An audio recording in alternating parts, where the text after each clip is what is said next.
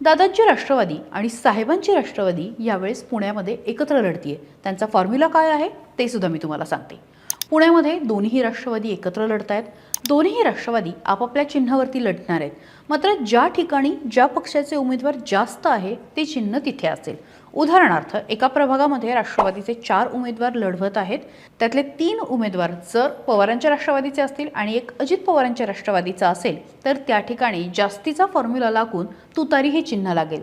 तर जिथे दोन्ही पक्षाचे 2-2 उमेदवार असतील, जे 2 उमेदवार आहेत ते तुतारीवरती लढतील आणि 2 उमेदवार जे आहेत ते घड्याळाच्या चिन्हावरती लढतील। अजित पवारांच्या राष्ट्रवादीचे एकूण 165 पैकी 110 उमेदवार उभे करण्यात आलेत। शरद पवारांची राष्ट्रवादी 50 जागी निवडणूक लढवणार आहे, तर इतर घटक पक्षाला केवळ 5 जागा सोडण्यात आला आहे। 40 जागांवरती राष्ट्रवादी तुतारी चिन्हावरती लढणार आहे असं सुद्धा आता स्पष्ट करण्यात आलेलं आहे।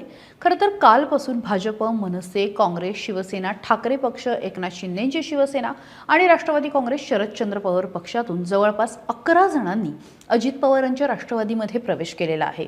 यातले 11 जण माजी नगरसेवक आहेत आणि म्हणून या प्रवेशांचा अजित पवारांना मोठा फायदा होणार आहे। नेमका कोणी कोणी प्रवेश केलाय बघूया। धनंजय जाधव भाजपचे माजी नगरसेवक होते, त्यांना तिकीट नाकारण्यात आलं। तात्काळ अजित पवारांना भेटले, पक्षामध्ये प्रवेश केला आणि तिकीट सुद्धा घेतलं।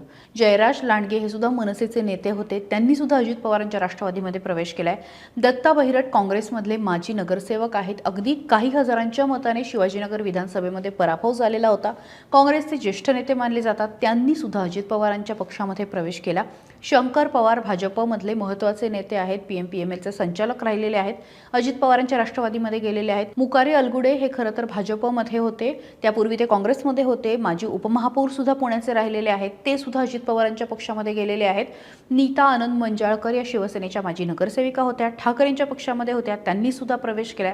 आनंद मंजाळकर हे नीता मंजाळकरांचे पती आहेत, ते सुद्धा गेलेले आहेत। यासोबतच स्वप्नील दुधाणे जे राष्ट्रवादी काँग्रेस शरदचंद्र पवार पक्षामध्ये होते, त्यांच्या आई लक्ष्मी दुधाणे ज्या आहेत त्या नगरसेविका राहिलेल्या आहेत वारजे कर्वेनगर भागामधून, त्यांनी सुद्धा प्रवेश केलेला आहे।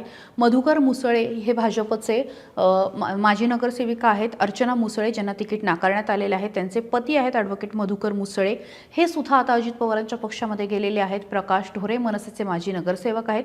यासोबत महत्त्वाचं नाव म्हणजे नगरसेवक भाजपचे असलेले अमोल बालवडकर जे बालेवाडी बाणेर पाषाण भागामधून नगरसेवक होते, आणि चंद्रकांत पाटील जे भाजपचे मातब्बर नेते म्हणून ओळखले जातात, कोथरूडचे आमदार आहेत, मंत्री आहेत। त्यांच्या जागी खरं तर विधानसभा लढवण्याचा इरादा त्यांनी दाखवलेला होता आणि त्याचं फळ म्हणून, त्याची शिक्षा म्हणून अमोल बालवडकर यांना सुद्धा भाजपने तिकीट नाकारलं। त्यांनी तात्काळ शेवटच्या काही तासामध्ये अजित पवारांच्या राष्ट्रवादीचं घड्याळ हातात घेतलं आणि त्यानंतर उमेदवारी सुद्धा घेतली।